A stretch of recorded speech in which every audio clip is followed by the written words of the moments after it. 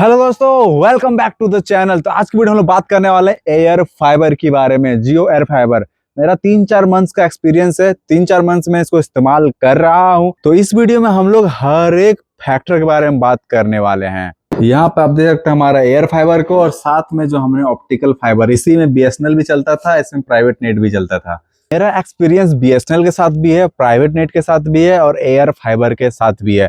लेकिन मैंने क्यों एयर फाइबर ही लगाया एट द एंड, और क्यों एयर फाइबर मेरे को ज्यादा कन्वीनियंट पड़ रहा है, वो सारे चीज मैं आपको बताने वाला हूँ। जैसे कि देख सकते हैं ये पूरा गांव ही है, तो मैं आपको बताने वाला हूँ कि गांव में कैसा स्पीड ये दे रहा है, क्या सही चल रहा है कि नहीं चल रहा है, ऑल द प्रोसेस क्या कैसे ये सेटअप होता है, सब मैं आपको इस वीडियो में दिखाने वाला हूँ। तो इस वीडियो को देखने के बाद आपको कोई दूसरा वीडियो देखने की जरूरत नहीं पड़ेगा, कि सारे प्रॉब्लम का सॉल्यूशन, सारे क्वेश्चन का आंसर इस वीडियो में आपको दे दूंगा कि कस्टमर सर्विस पॉइंट कैसा है इसका। क्योंकि मैंने 3-4 महीने से चला के देख लिया, और साथ ही साथ मैंने प्राइवेट इंटरनेट सर्विस प्रोवाइडर का भी इंटरनेट चला के देख लिया, बीएसएनएल का भी देख लिया जो कि ऑप्टिकल फाइबर के अंदर था। तो वो सारे मैंने चला के देख लिए, तब जाके मैं आपको ये कर रहा हूँ, यानी काफी अच्छा खासा एक्सपीरियंस है मेरे पास। तो चलिए वीडियो को शुरू करते हैं। शॉर्ट में सिंपली अगर कहूँ कि जियो एयर फाइबर किनको लगाना चाहिए, जिनके यहाँ ऑप्टिकल फाइबर यानी तार वाला वाईफाई नहीं पहुंचा है तो वो लगा सकते हैं। और एयर फाइबर लगाना एक सिंपल सा फंड ही है। अगर आपको छत का इंटरनेट अगर नीचे रूम में लाना है तो एयर फाइबर लगाइए। तो सबसे पहले आपको चेक करना है कि छत में इंटरनेट कैसे चलता है, क्या वहाँ 5G पकड़ता है सही से। और अगर देखा जाए जियो एयर फाइबर तो ऑलमोस्ट इंडिया का ऑलमोस्ट सारे सिटीज में आ चुका है। कुछ 30-40 सिटीज में छोड़ के हो सकता है बहुत ही ज्यादा कश्मीर वाला इलाका में हो सकता है वो सिटी सब, इसलिए वहां पे नहीं आया होगा, लेकिन ऑलमोस्ट इंडिया हर सिटीज में आ चुका है। तो चलिए सबसे पहले बात करते हैं मेरा वाईफाई या फिर इंटरनेट का स्टोरी के बारे में। मेरा क्या स्टोरी रहा है, तो मैं बहुत पहले से यूट्यूब कर रहा हूँ। मेरा इंटरनेट का यूसेज काफी टाइम पहले से ही रहा है, 2019 के अराउंड से रहा है। तो एक दिन अचानक क्या हुआ, यहाँ पे जियो का टावर लगता है कोई नया सा, उसके बाद से मेरा यहाँ रूम में नेट चलना बंद। मतलब एकदम वाईफाई तक का मैसेज सीन करना मुश्किल होता था, तो यूट्यूब वगैरह दूर का बात है। और यहाँ पे छत में भी जाते थे, छत में भी चलता था लेकिन उतना भी खासा नहीं चलता था। तो मेरे को वीडियो अपलोड करने के लिए चाहे रात हो, चाहे दिन हो, चाहे ठंडा हो, चाहे गर्मी हो, मेरे को थोड़ा दूर जाके करना पड़ता था, और वहां जाके खड़े खड़े होकर हमको वीडियो अपलोड करना पड़ता था। तो मेरे को वाईफाई का नीड था।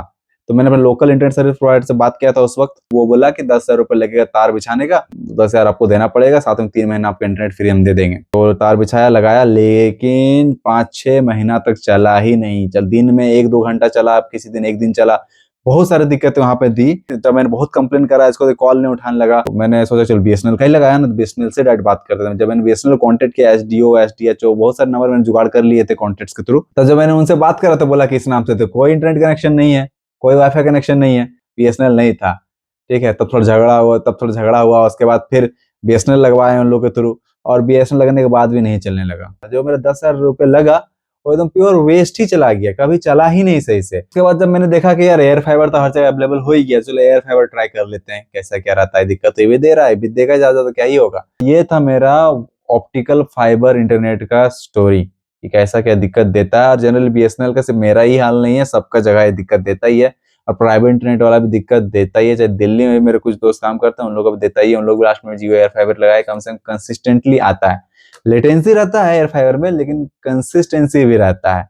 जब से मैंने लगाया है, बीच में 1-2 बार दिक्कतें हुई है, वो दिक्कत मैं बताऊंगा किस वजह से हुआ था, लेकिन चला स्मूथली है। तो जब मेरा ऑप्टिकल फाइबर वाला इंटरनेट था, जब भी मैं अपना रूम एंटर करता था, ध्यान सबसे पहले जाता था कि ब्रॉडबैंड में कि काम कर रहा है कि नहीं कर रहा है, कहीं तार नहीं कट गया हो, कहीं क्या ना हुआ हो।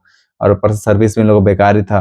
तो मेरा आदत पड़ गया था एकदम टेंशन बनने का, तो हमको वीडियो अपलोड करना, नेट चलेगा नहीं चलेगा क्या, मतलब थोड़ा इनसिक्योरिटी में जीता था। लेकिन जब से एयर फाइबर लगा, इनसिक्योरिटी पर खत्म हो गया। मतलब मेरे को अब ध्यान रहता है कि आके कि वाईफाई चल रहा है कि नहीं चल रहा है, क्योंकि हर वक्त ही चलता है ये। इलेक्ट्रिसिटी रहते हुए जब मेरा रिंग लाइट ऑन रहता है, और जब लाइन इलेक्ट्रिसिटी चल जाता है तो पूरा पूरा घर का लाइट फ्लिकर करने लगता है। तो जब मैं इसको ऑन ऑफ करता हूँ रिंग लाइट को, तब सब सही हो जाता है। तो उसी बीच ये होता था कि इंटरनेट इसका चलना बंद हो जाता था। जो लेटेस्ट फोन रहते थे उस सब में नहीं चलता था, जो हमारे पुराने फोन रहते थे सिर्फ वही सब ही चलता था। तो ये बड़ा दिक्कत देता था, हमको समझ में नहीं आता था ये क्या हो रहा है। तो मैंने बहुत बार कस्टमर सर्विस को कॉन्टेक्ट किया, लेकिन वो लोग क्या करता था, तो लोग आने नहीं खोजता था, कॉल करता था, ओटीपी मांगता था। अगर ओटीपी नहीं भी देते थे ना उन लोग को, फिर भी उन लोग बोलता था कस्टमर का प्रॉब्लम सॉल्व हो गया, इसे अपडेट कर देता। कंप्लेंट सुना ही नहीं जाता था। अगर कोई जेन्युइन प्रॉब्लम हो जाए तो इन लोग एकदम रुला के रख देगा। तो मैंने धीरे धीरे चीज समझ में आया कि ये चीज का सॉल्यूशन क्या हो सकता है। DIY जो भी आता है ऐप में, इसका माई जियो ऐप में, कि खुद से स्कैन कर लो, खुद से करो, सब कोई काम नहीं आता है सब केस में। तो मैंने ऐसे खुद से ट्राई कर रहा था, अलग अलग तरीके से ट्राई कर रहा था क्या कैसे हो सकता है कैसे। जहां मेरा एयर फाइबर लगा है वहां से मैंने वाईफाई एक्सटेंशन लगा अपना भाई का रूम तक। तो मैंने एक बार क्या किया, ऐसे रेंडमली मेरा भाई वाला एक्सटेंशन निकाला एयर फाइबर से और ऑन ऑफ किया, चलने लगा। और ऐसा और इधर के चलने लगता, अब समझ में आया कि पक्का कुछ ना कुछ एक्सटेंशन की वजह से ऐसा हो रहा है यहाँ पे। तो इस तरीके से खुद से इसका सॉल्यूशन निकालना पड़ा, नहीं तो कस्टमर सपोर्ट तो एकदम खुला छोड़ के रखा था। तो ये था बेसिक बात है एयर फाइबर का। और बात करें इसका इंटरनेट स्पीड के बारे में, तो यहाँ पर फिलहाल स्टिल है, मतलब बहुत अच्छा ही चल रहा है, कभी कोई दिक्कतें नहीं होती। मेरा स्मूथली सब कुछ काम करता है, चाहे यूट्यूब हो, चाहे मेरे को मूवीज देखना हो, चाहे स्क्रॉलिंग सर्फिंग करना, सब कुछ सही चलता है। मेरा वीडियो अपलोडिंग भी सही टाइम पे हो जाता है, 3-4 MB 5 MB पर सेकंड मोबाइल के हिसाब से दे देता है। एक्चुअली स्पीड निकालने का तरीका ही होता है ना, 30 Mbps स्पीड अगर है तो उसको डिवाइड बाय 8 करिए, जो आया वो आपका फोन में वही चलेगा, ठीक है। तो ओवरऑल बात करूं अपना खुशी के बारे में एयर फाइबर को लेके, तो मैं बहुत खुश हूँ यार। मैंने इससे पहले बहुत झेला है, मैंने बहुत झेला है। अभी मेरा पूरा सब कुछ स्मूथली काम करता है। इसमें बस थोड़ा दिक्कत यही हो सकता है कि सिर्फ 1000 GB ही लिमिट देता है। और मेरे यहाँ पे कंजप्शन के हिसाब से लगभग महीना के एंड में जो खत्म होता है, 6 तारीख को रिन्यू होता है हर बार, हर महीना के 6 तारीख को, तो मेरा तब तक ले 80-100 GB ही बचता है। तो किसी महीने ज्यादा यूसेज हो गया तो मेरे को एड ऑन मारना पड़ेगा, और एड ऑन महंगा आता है थोड़ा। बाकी मेरा यूसेज काफी ज्यादा है। मेरा फेसबुक वीडियो अपलोड होता है, और यहाँ यूट्यूब में अपलोड, सब जब 4K में अपलोड होता है। जो भी यूट्यूब वीडियो में देखता हूँ, चाहे मूवी देखता हूँ, सब मैं फुल क्वालिटी में देखता हूँ। मेरे अलावा यहाँ पर मम्मी दिन भर टीवी देखती है, हॉटस्टार, जियो सिनेमा, ऑलमोस्ट दिन भर देखती है, खाली रहती है दिन भर देखती है, और सब 1080p में चलता है उनका। मेरा भाई भी फुल मूवीज वगैरह गेम्स वगैरह खेलता है, तो सब कुछ फुल क्वालिटी चलता है। और कुछ बच्चों लोग हैं आसपास जो मैंने वाईफाई पासवर्ड दे के रखे हैं, उन लोग भी गेम वेम खेलता है, मूवीज भी डाउनलोड उन लोग भी करता ही है। तो इसके बावजूद ही मैं लगभग डेली का 30-35 GB ऑलमोस्ट मेरा इस्तेमाल हो जाता है। बाकी 1000 GB को अगर इस्तेमाल करें पर डे के हिसाब से, तो डिवाइड बाई 30 करें तो 33 GB के अराउंड पर डे का कैलकुलेशन आता है। किसी किसी दिन होता है कि इस्तेमाल नहीं होता है, रोज रोज कौन भी देखता है। किसी किसी दिन ऐसा होता है कि कहीं और चले गए तो कंजप्शन कम हो गया। इसी हिसाब से मेरा लगभग अभी फिलहाल ठीक चल रहा है, ठीक है। लेकिन मैं आने वाले टाइम में कोशिश करूंगा कि ऑप्टिकल फाइबर ही लगाएं, क्योंकि ऑप्टिकल फाइबर में 3300 GB का लिमिट रहता है। तो और ऊपर से ज़्यादा कंसिस्टेंट भी रहता है, लेटेंसी कम रहता है ऑप्टिकल फाइबर में। तो लेकिन जब एयरटेल का आएगा तभी लगाऊंगा। तो मैं आप लोगों को सजेस्ट करूंगा, अगर आपके यहाँ ऑप्टिकल फाइबर आ रहा है तो अगर ऑप्टिकल फाइबर सबसे पहले ट्राई करें। ऑप्टिकल फाइबर में दिक्कत दिया तो एयर फाइबर लगाएं।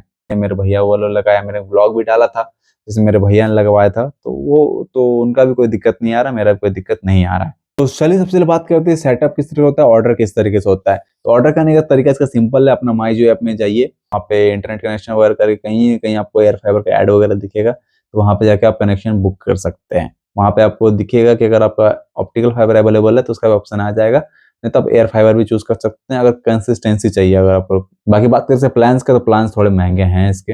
सिंपल इस जब आप ऑर्डर करने जाएंगे तो वहीं लोकेशन वगैरह मांग लेगा, एग्जैक्ट लोकेशन डाल दीजिएगा, उसके बाद अगला दिन या फिर 2 दिन में आके वो सेटअप कर देता है। और अभी तो प्लान से, और मिनिमम आपको जो करना पड़ता है 3 महीने प्लान लेना पड़ता है, जो कि अभी अभी भी शायद फ्री ही चल रहा है, मतलब इंस्टॉलेशन फ्री अभी भी चल रहा है। 2200 के अराउंड आपको पेमेंट करना पड़ेगा। तो जैसे आज आपने ऑर्डर करा तो 50 रुपये लग गया।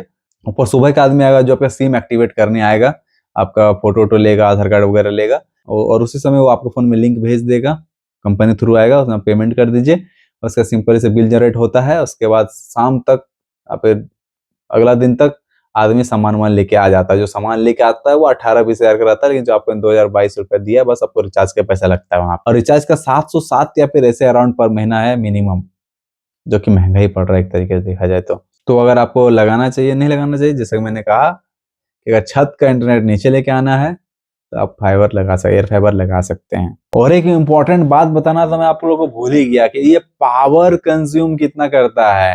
उसका जो वाईफाई 6 राउटर है उसमें भी लाइट जलता है, आगे भी पीछे भी, उसका अडेप्टर में लाइट जलता है, ऊपर रिसीवर में लाइट जलता है। तो आखिर कितना बिजली खाता है यार, क्योंकि इसका जो अडेप्टर है उसमें अप टू 45 वाट या 60 वाट लिखा रहता है, लेकिन ये खाता कितना। तो मैंने बहुत सारे वीडियोस वगैरह देखे जो वाट टाइट चेक करते हैं, तो ऑलमोस्ट 14-15 वाट खा लेता है ये पर घंटा। तो आप उस हिसाब से आप कैलकुलेट कर सकते हैं कि कितना आपका मंथली पड़ेगा। तो 14-15 वाट ठीक ठाक है, लेकिन अगर 45-60 वाट का अगर रहता ना कंजप्शन, और अगर 45-60 वाट अगर हर वक्त यदि खा रहा है ना, पर घंटा अगर खा रहा है ना, तब 250-300 तब को महीना का बिल यही निकाल देगा बिजली बिल। अगर 8 रुपए यूनिट के हिसाब से अगर पर रेट है वहाँ पे, तो ये जो 15 वाट है, 13 से 15 वाट के बीच, ये ऑलमोस्ट ठीक ठाक है, उतना बिजली नहीं उठाएगा ये।